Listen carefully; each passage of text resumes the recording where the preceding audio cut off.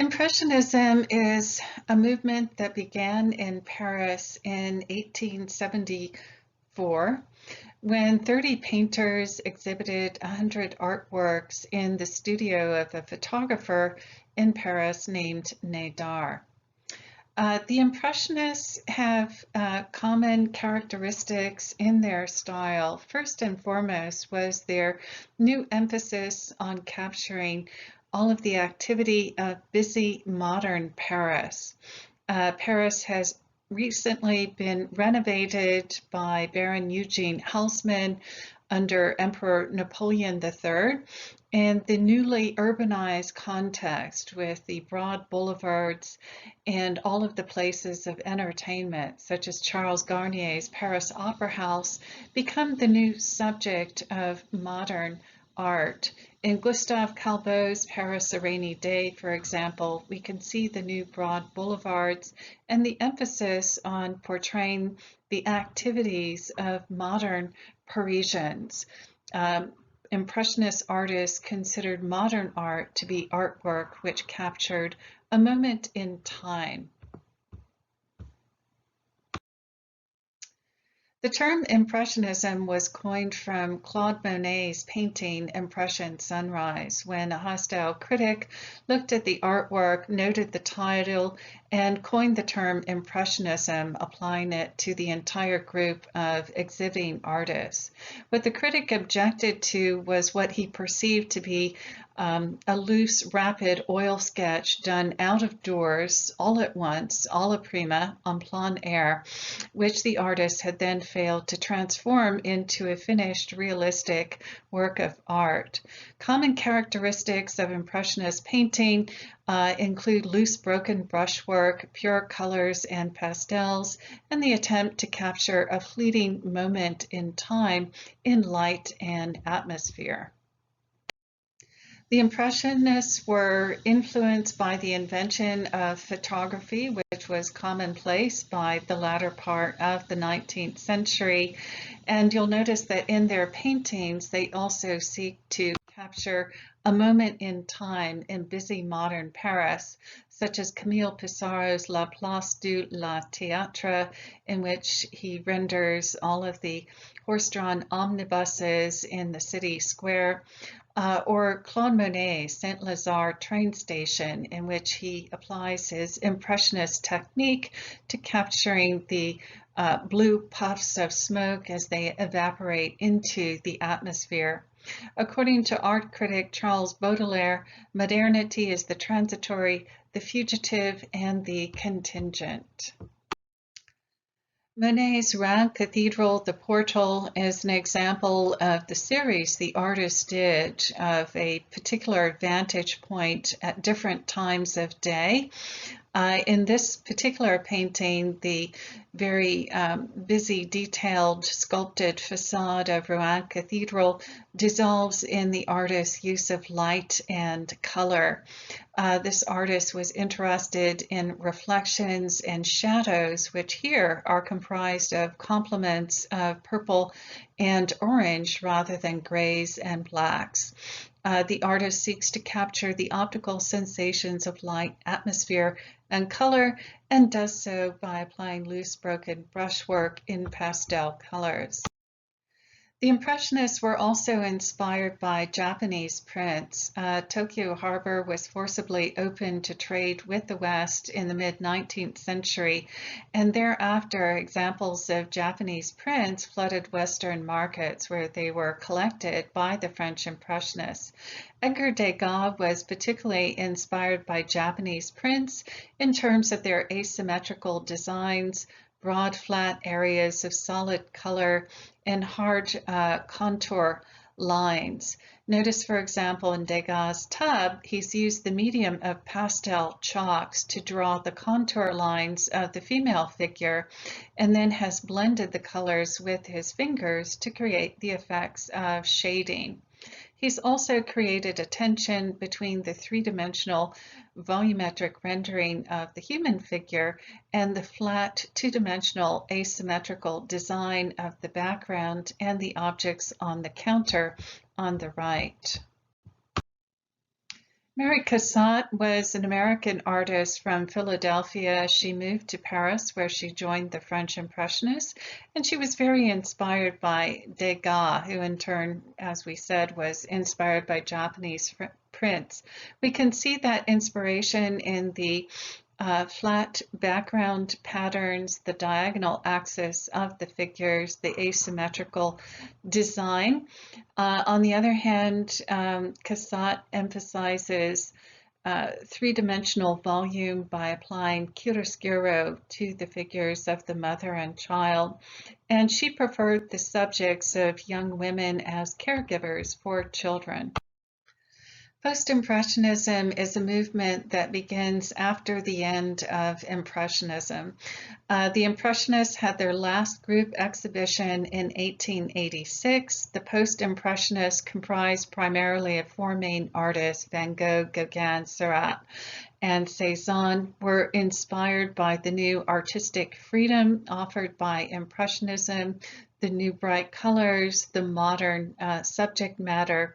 But each of the post-impressionists had their own unique individual styles. In addition to that, the post-impressionists also sought to restore the illusion of space and volume in their paintings. Van Gogh can be described as an expressionistic artist because he uses color and form to express his feelings. He said that the night cafe was a place where one can ruin oneself, go mad, or commit a crime, and that the vivid greens and reds express the terrible passions of humanity. He creates a rapid recession into space by tilting the floor towards the picture plane, and he also emphasizes the converging diagonal lines with his thick impasto paint.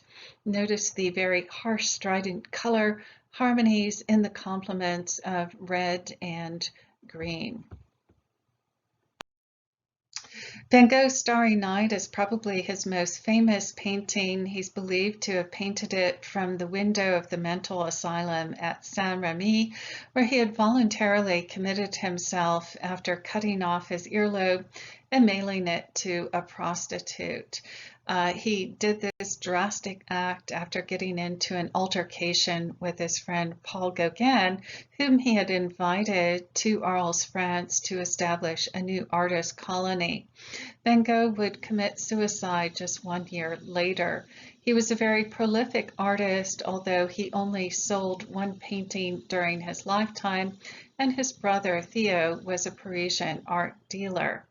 The Starry Night is an example of Van Gogh's expressionistic style. He applies his paint in a thick impasto that leaves an actual texture and emphasizes the swirling strokes of the shooting star Halley's Comet, which we see at the center of the composition. Van Gogh kept up a voluminous correspondence with his brother Theo, in which he interpreted his paintings symbolically. Of the Starry Night, he said it represented the notion that one could travel to heaven aboard a star in the same way that one could board a French train to the city of Rouen. Before meeting with Van Gogh at Arles, Gauguin went to the artist colony at Pont-Aven in Brittany, located in northern France in Normandy. It was the location of an artist colony, and Gauguin portrayed the picturesque peasant costumes of the Breton women, who were also known for their Catholic piety. Gauguin has a very different style from Van Gogh. He has a more serene, meditative, tranquil approach to painting, and he's considered a symbolist because he often includes religious and mythological symbolism in his painting. Here, for example, the Breton women are accompanied by their parson, and they experience this vision after the sermon, in which in the upper right-hand corner we see Jacob wrestling with the angel from the Old Testament biblical narrative. Characteristics of Gauguin's style include large, broad areas of flat, unmodulated color, pure saturated colors, and a use of hard contours and outlines. Following his breakup with Van Gogh in Arles, France, Gauguin received a commission from the nation of France to go to the South Seas island of Tahiti and Marquesa Islands, where the artist spent the remainder of his life painting the native Maori. Gauguin introduces a style called primitivism, in which he portrays native tribal cultures as living in perfect harmony with nature.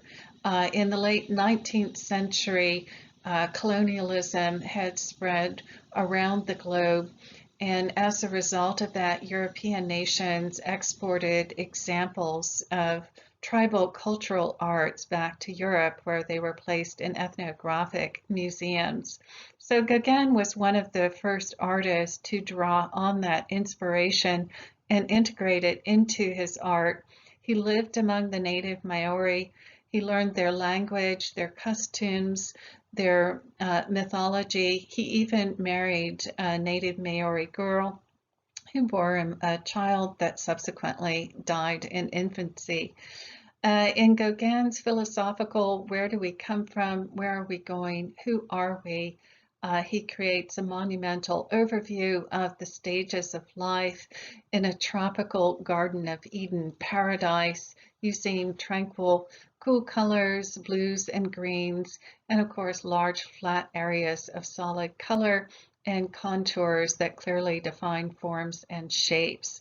On the right-hand side, we see humanity represented in its infancy. At the very center, the figure stretches up the entire vertical length of the composition to reach for the fruit of paradise. And then on the left-hand side, we see old age in a woman who is crouching in the posture of a mummy. Georges Seurat is another major post-impressionist. He exhibited his first pointillist work in the last exhibition of the Impressionists, which took place in 1886. It was a painting that took him 2 years to complete, and one in which he developed his technique called pointillism, in which he would apply pure dots of color next to one another, juxtaposing complements next to one another. The technique is also known as simultaneous contrast, in which dots of pure color placed adjacent to one another mix optically in the eye of the viewer. Here you'll also notice that the artist has restored perspective, creating the illusion of spatial depth. He's also used shading to suggest volume and real weight and mass in the figures. Paul Cézanne is also a post-impressionist. He began his career as a painter working in a dark, moody, romantic style, and it wasn't until he moved back to his home in Aix-en-Provence that he began exploring the impressionist technique of recording his sensations to nature. He has a more studied, deliberate approach than the Impressionists, and as he continued to work out his ideas and compositions, an abstract style emerged. Here, for example, in his view of Mount Sainte-Victoire, he's created a grid of gold and green in which the lighter colors advance and the cool colors, greens, appear to recede into the distance. In Cézanne's The Basket of Apples, he begins to refine his style, reducing form to the cone, the sphere, the cylinder, the cube. He has various incongruent perspectival vantage points, and you'll notice that the spheres of the apples begin to stand out, the cylinder of the wine bottle, the cuboid of the box on which the basket of apples rests, and the cuboid created by the forms of the table suggest a more abstract approach to nature. In fact, Cézanne's style would inspire the first generation of European modernists who moved towards abstraction in the early 20th century.